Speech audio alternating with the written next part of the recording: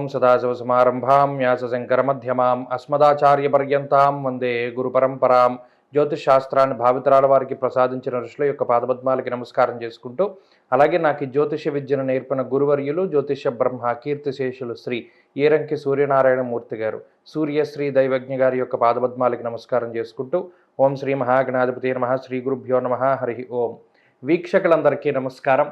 కన్యారాశి వారికి ఈ వారం సాధారణమైనటువంటి గ్రహస్థితి గోచరిస్తూ ఉన్నది.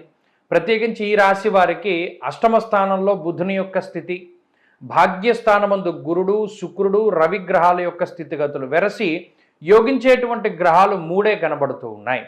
అయితే ఈ గ్రహ సంపత్తి వల్ల ఆర్థికపరమైనటువంటి విషయాలను చూసినప్పుడు ఎంతసేపు కన్యారాశి వారు అప్పులు తీర్చాలి, అప్పుల బాధ నుండి బయటపడాలి, మరలి అప్పులు మనం చెయ్యకూడదు అనేటువంటి తాపత్రయంతో ఎక్కువ సమయం ఉద్యోగంలో కానీ వ్యాపారంలో కానీ కష్టపడుతూ ఉంటారు.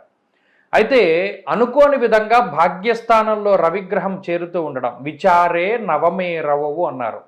అనగా ఏదైతే మీరు డబ్బు దాచుకుని అప్పు తీరుద్దాం అనుకున్నారో అదే సందర్భంలో కొత్త ఖర్చు కనబడుతూ ఉంటుంది. ఈ దాచిపెట్టుకున్నటువంటి డబ్బు దానికి ఖర్చు అయిపోతూ ఉంటుంది. ఇలాగా మీరు ప్రణాళికాబద్ధంగా ముందుకు వెళుతూ ఉన్న ఆర్థిక స్థితిగతుల్లో వెంటనే అంత మార్పు చూపించదు ఈ గ్రహస్థితి. కాబట్టి ప్రస్తుతం ఉన్నటువంటి గ్రహస్థితిలో ఆదాయాన్ని మీరు వెనకేసుకున్న, ఆదాయాన్ని ఎక్కువగా సంపాదిస్తూ ఉన్నా దాన్ని నిల్వ చేయడంలోనూ లేదా సరైనటువంటి విధానంలో దాన్ని పెట్టుబడి కింద పెట్టడంలోనూ ఇటువంటి వాటిల్లో ఎక్కువ వైఫల్యం చెందుతూ ఉంటారు. దీని గురించి బాధపడాల్సినటువంటి పరిస్థితులు ఏవీ లేవు. కొద్ది కాలంలో గ్రహస్థితిలో మార్పులు వస్తాయి కాబట్టి కన్యారాశి వారికి ఆర్థిక స్థితిగతులు మెరుగుపడతాయి. ఆరోగ్యానికి సంబంధించినటువంటి అంశాలు చూస్తే అష్టమంలో ఉన్నటువంటి బుధుడు, షష్ఠ స్థానమందు శనేశ్వరుడు, ఇక్కడ సప్తమ స్థానంలో ఉన్నటువంటి కుజరాహువులు, ప్రత్యేకించి ఈ గ్రహ సంపత్తి గనక చూస్తే జీవిత భాగస్వామికి కానీ, సంతానానికి కానీ లేదా కుటుంబ సభ్యులకి కానీ ఆరోగ్యపరమైనటువంటి సమస్యలు, వాటి వల్ల ఏదైనా మీకు మానసిక ఇబ్బంది రావాలి కానీ ప్రత్యేకించి మీకు ఏవి ఆరోగ్యపరమైనటువంటి సమస్యలు కనబడడం లేదు. చిన్నపాటి ఏమైనా ఇబ్బందులు ఉన్నా కూడా అవి గ్యాస్ట్రిక్ సమస్యలు కానీ, చర్మ సంబంధమైన సమస్యలు కానీ, ఉదర సంబంధమైనటువంటి సమస్యలు ఏవైనా ఉన్నా అవి తగ్గుముఖం పడుతూ ఉంటాయి. ఇక కుటుంబానికి సంబంధించినటువంటి విషయాలను చూసినప్పుడు కుటుంబ సభ్యుల యొక్క సహాయ సహకారాలు చాలా చక్కగా అందుతూ ఉంటాయి.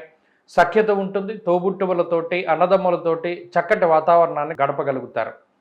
అలాగే విద్యార్థులకు ఉన్నటువంటి గ్రహ సంపత్తి పూర్తిగా వారికి అనుకూలంగా ఉన్నది. దూర విద్య, విదేశీ విద్య, పోటీ పరీక్షలు లాంటి అంశాలలో మంచి ఫలితాలు సాధించడానికి అవకాశం ఉంటుంది. స్త్రీలకు ప్రత్యేకించి ఈ గ్రహ సంపత్తి అటు కుటుంబపరమైనటువంటి తగాదాలు తగ్గుముఖం పట్టేలాగా, జీవిత భాగస్వామితోటి ఉండేటువంటి ఇబ్బందులు తగ్గుముఖం పట్టేలాగా అవకాశాన్ని కల్పిస్తూ, ఇక్కడ సప్తమ స్థానంలో ఉన్నటువంటి గ్రహ సంపత్తి స్త్రీలకి కూడా జీవిత భాగస్వామికి ఎక్కువ ఆరోగ్యపరమైనటువంటి సమస్యలనే సూచిస్తూ ఉన్నది. కన్యారాశి వారి వారంలో మరింత అనుకూలమైనటువంటి ఫలితాలను సాధించడానికై విష్ణు సహస్రనామ స్తోత్రాన్ని ప్రతినిత్యం పారాయణ చేయడం లేదా సిద్ధమంగళ స్తోత్రాన్ని ప్రతినిత్యం పారాయణ చేస్తూ ఉండడం చెప్పదగినటువంటి సూచన. ఈ వారంలో కలిసి వచ్చేటువంటి రోజు శనివారంగా చెప్పవచ్చును. అదృష్ట సంఖ్య 4, అదృష్ట వర్ణము తెలుపు. తదుపరి తులారాశి.